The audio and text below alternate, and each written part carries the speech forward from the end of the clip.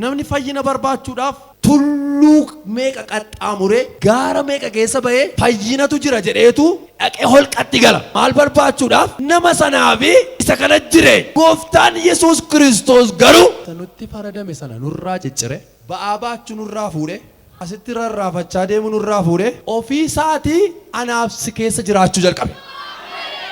Utuu 99 sitti daggamuu dhiisanii waggaa 30 sitti daggamanii sin danda'an.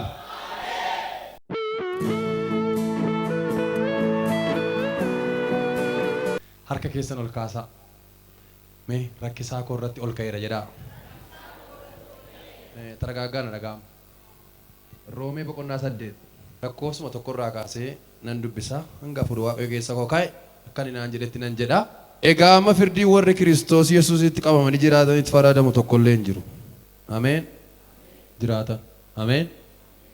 Nagaa keessanii sagalee guddaadhaan firdii jalaa ba'eera jedhaa. Firdii jalaa ba'eera jedhaa.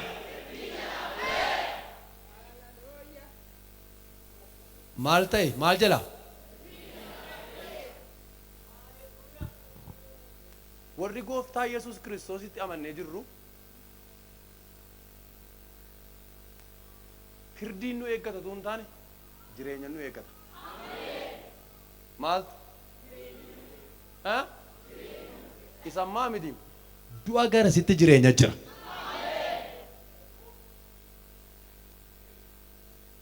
Baay'een garuu asuma keessa jiraachaa firdii jalaan baane. Maqaa gooftaa Yesuus Kiristoosiin qambarrii cubbuu isinirraa cabseera. Mee amantiidhaan narraa cabeera jira. Kiristoosiif jiraachuun dhagaa baachuu nama hin gaafatu. Gaara qaxxaamuruu nama hin gaafatu. Namni fayyina barbaachuudhaaf argitaniittu yoo ta'e al tokko tokkoon argina miidiyaa garagaraa irratti. Tulluu meeqa qaxxaamure gaara meeqa keessa ba'ee fayyinatu jira jedheetu dhaqee holqatti gala. Maal barbaachuudhaaf? Maal barbaachuudhaaf? Nama sanaafi isa kana jire gooftaan Yesuus Kiristoos garuu isa nutti faradame sana nurraa ciccire.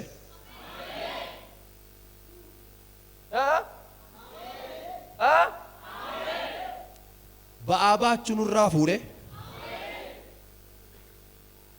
asitti rarraafachaa deemu nurraa fuudhe ofii isaatii anaaf si keessa jiraachuu jalqabe.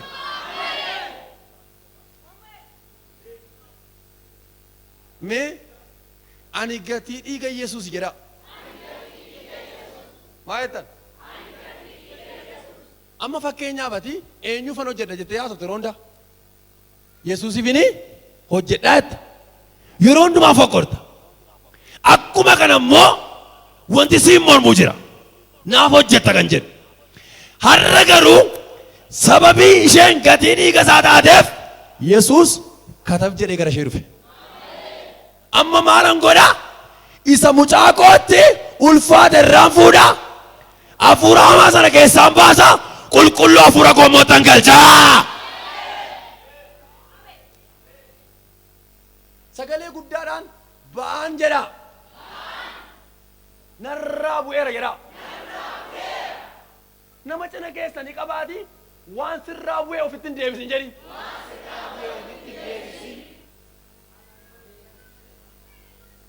Yesuus gooftaa inni nutti faradame sun karaa Kiristoos abaarsi nurraa cabeera. Ameen. In amantaa. In amantaa. In amantaa. Yesuus isa sitti chaappeffame sirraa kaasee guyyaa har'aa jalqabee gara hojii isaatti haa baafatu. Isaaf jiraannaan homtuu sitti hin hir'atu. Qomoo qomoodhaan hunduu sitti baaqatu. Hin barbaaddu? Isaaf jiraadhu. Kanaaf karaa Kiristoos nuyi firdii jalaa baaneerra. Maal jalaa baaneerra? maal jala baaneerra firdi jala baaneerra erga Kiristoos keessaa nu baase erga Kiristoosii wajjin walii galle kottaa dudduubatti hin deebinu fuulduratti deemna. Seerri hafuuraan kan Kiristoos Yesuus nama jiraachisu seera cubbuu isa du'atti nama geessu jala isa eessatti nama geessu du'atti nama geessu jala maal ta'eera nu baaseera. Karaa kamiin baaneerra karaa Kiristoos nama bira kee qabiitii xumureera. Kiristoos jedhi daandii du'aarra jireenyatti si deebiseera. Mee warri deebitan du'arraa gara jireenyaatti si deebise as ilaalaa gaa sodaa gara garaa keessa kan jirtan ati sababii gatii dhiiga Yesuus taateef balbala mana keerra chaappaa jira. Nanna keenya seexanni waan barbaade odeessu biyyi lafaa waan barbaade odeessu aniif ati dukkanicha keessan dabarre.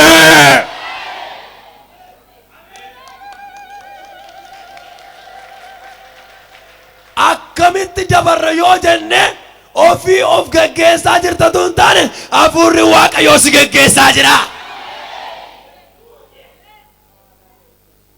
Waanuma caljettee olii gaddeentee ooltu seete kanaafitu as ilaalaa mee ani gatii dhigeessu jedha. Kanaaf ikkoo konkolaataa jala buusuufan ture nan nadhabe maleedha sin danda'u.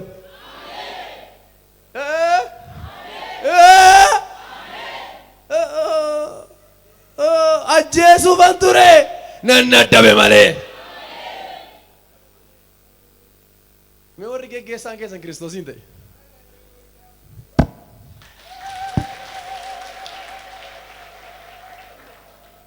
mee daabiloos isin bira hadeebi'uuti abdii kutatuuti jireenyattan jiraadha jira. Maal jettan utuu 99 sitti daggamuu dhiisanii waggaa 30 sitti daggamanii sin danda'an. Mee nan danda'an jedha.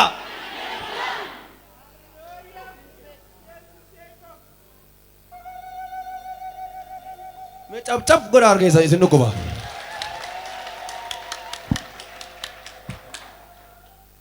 Taaptaabii sin danda'u. Oduu sin danda'u.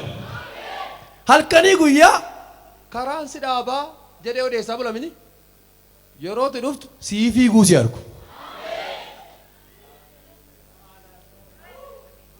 Salphatteetti jechaa bulu miti ganama immoo sii uffata ulfinaa uffatu si argu.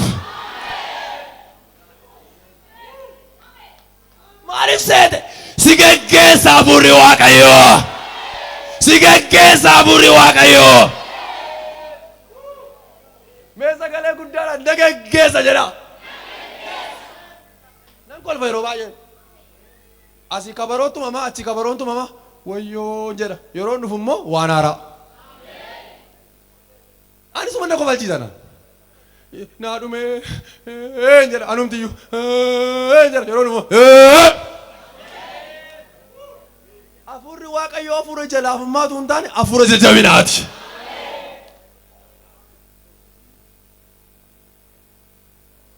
Misee dagaage mukti wayinii keenya Waaqni nu yaadateetu guuteera goolli keenya akka namaa seenaa Waaqayyoo Waaqa keenya kunoo yellaasiseera warra diinota keenya. Agolkaasi waan sitti raajaar harka kanarra ibiddi bu'eera adda keerra kaawwadhu. Nagaa kan nabde firdii dhukkubaa ta'u abaarsa ta'u sammuu keerraa jireenya keerraa caccabseera bulleesseera dhukkubaa ta'u sirraa jijjiiree.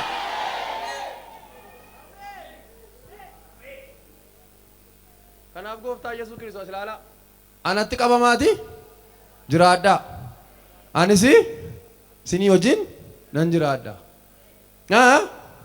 Isattutu jirtu immoo ija hin godhanne taanaan rakkisaadha. Ija gaarii facaasaa. Ija gaarii na biqilu. Yesuus gooftaadha. Galateeffadhaa Waaqayyoodhaan.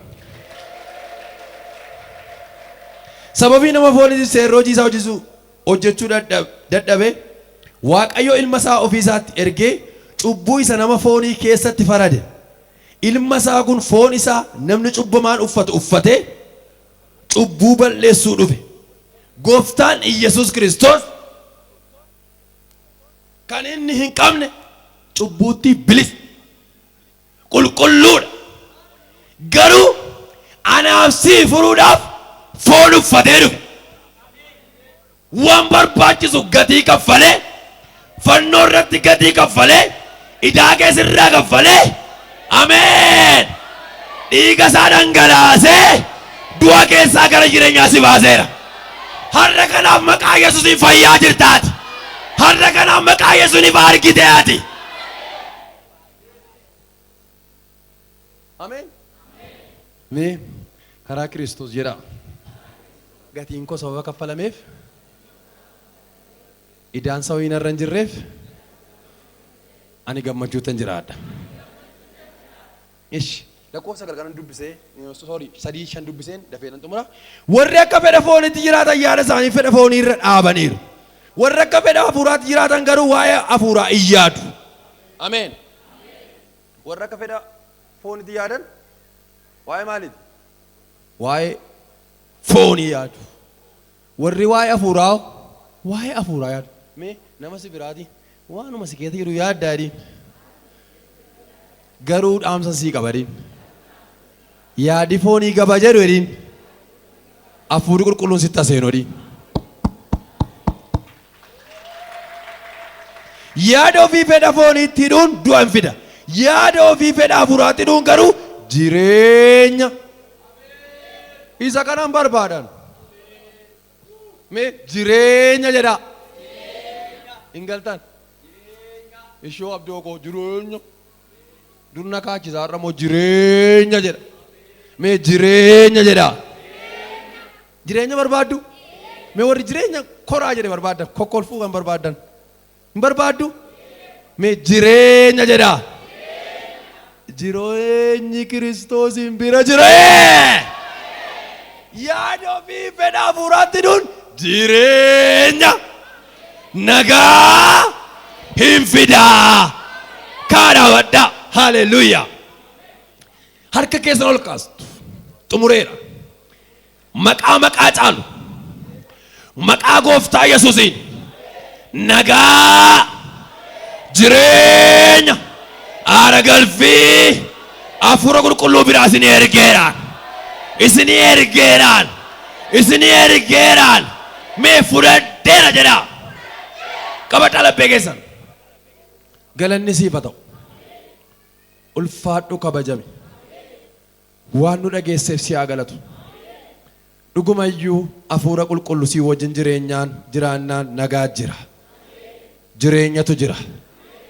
Jireenya nurkaa badee. Har'a sababii daandii jireenyaa nu barsiisteef si haa galatu. Firdii jira nu baasuu waan nu barsiisteef si haa galatu. Karaa tokkicha ilma kee gooftaa Yesuus Kiristoosidhaan nurraa hiikuu waan nu barsiisteef si haa galatu. Yaada fooniitti hidhamnee du'a jala kan galleeffate nu gargaari. Galmee kee irraa kan banneeffate nu gargaari. Maqaa gooftaa Yesuus Kiristoosiin ganamaa jalqabanii sagantaa kana hirmaachaa kan jiran, kallattii garaagaraa irra kan jiran, biyya bakkee kan jiran, mana jiran keessatti nagaa guddaan haa ta'uuf. Nagaa kan dhaban nagaa argatan. Biyya kanaaf nagaan haa ta'u. Magaalaa keenya bidda keetiin marsi. Nu wajjiniin ta'i. Nu gargaari.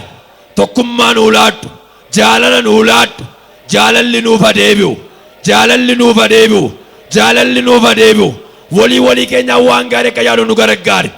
Sagantaa torban kanaa keessatti yaa Waaqayyo gooftaa hojii kee dinqisiisaa hojjette dhaloota du'a jalaa baaste hojii hojjette hundumaaf si haa galatu.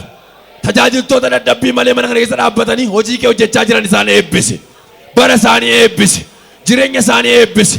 Anas dadhabaa garbicha kee waan na gargaarteef si haa galatu. Ulfaadhu kabajami. Maqaa gooftaa Yesuus Kiristoos. Ameen.